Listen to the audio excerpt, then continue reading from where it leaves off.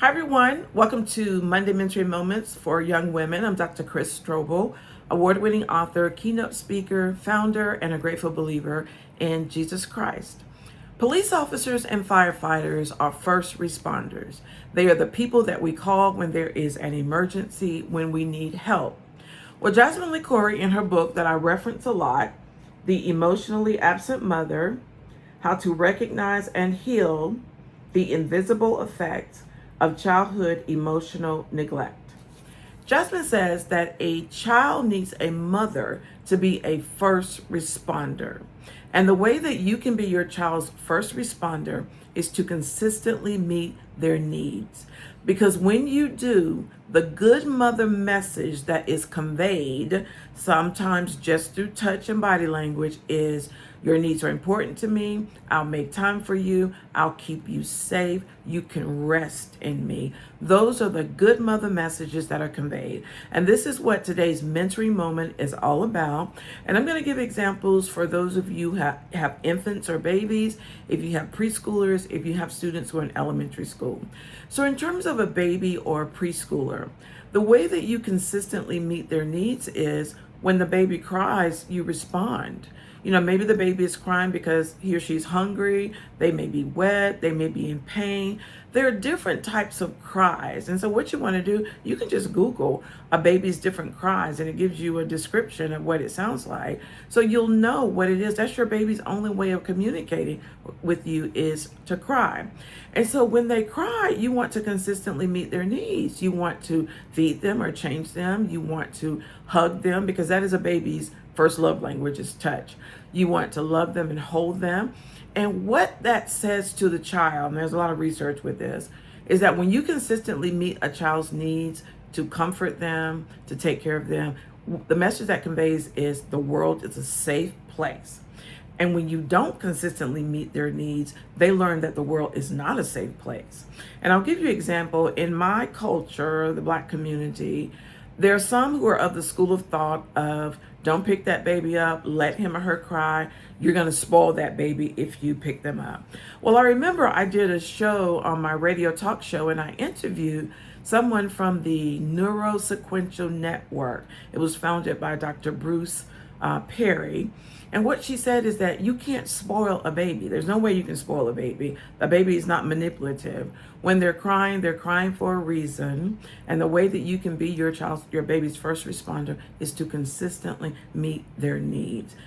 Check to see if they're crying, if they're wet, or whatever the issue is. Meet their needs. For those of you who have children who are preschoolers, the way that you can consistently meet their needs is what they need at that time. They need a lot of play. And you can be their jungle gym, let them crawl all over you, let them play, laugh with them. I always say this, take them to the park, let them play. If you have a little girl, let her get her some roller skates. If you have a son, get him one of those scooters. And I'll give you an example. I was at the park just last week, maybe it was Friday or Saturday. And I was walking and I walked up on this little girl and she was skating. And I loved it. And her dad was walking near her. I remember he had her purse draped over him and he was just walking with her, observing her. And he wasn't on his phone. He was playing with her. And when I got close enough to them, I said, "Good job, Dad. Good job. You're spending time with your little girl. You're letting her skate." And she was having a ball. She was laughing. She had a little beads in her hair. I mean, I love it. And she was having a good time. She was falling all over him. And that sends the message of love that you are consistently meeting your child's needs. And when I saw them a second time, I said, "Dad, good job." And that's what you want to do with your children. You want to consistently meet the needs that they have of play and having a good time, take them to the park. And as I said earlier in a prior video, you don't want to be on your phone. You want to be consistently focusing on your child. So that's an example for those of you who have preschool students. For those of you who have elementary school age students, the way that you can consistently meet their needs is know what's going on with them. You got to monitor their school activities and see how things are going. You want to look in the school portal weekly to see what their grades are and if there's something that they've missed. If they're having a hard time in school, you want to get them tested. they may have a learning difference that needs to be addressed. And you can ask the school to do testing with them and assessment. But I recommend getting a second opinion and going to your pediatrician and asking for a referral either to a speech pathologist or psychologist or whatever you think the concern is with your child. I recommend getting a second opinion. And so that's a way that you can meet the needs of your children who are in elementary school. So one way that you can send the message to a child that you're their first responder is to consistently meet their needs. And if you have young children, babies, the way you meet their needs is you comfort them when they're crying for a reason. If you have preschool children, you let them play, take them to the park. Play is very important for children.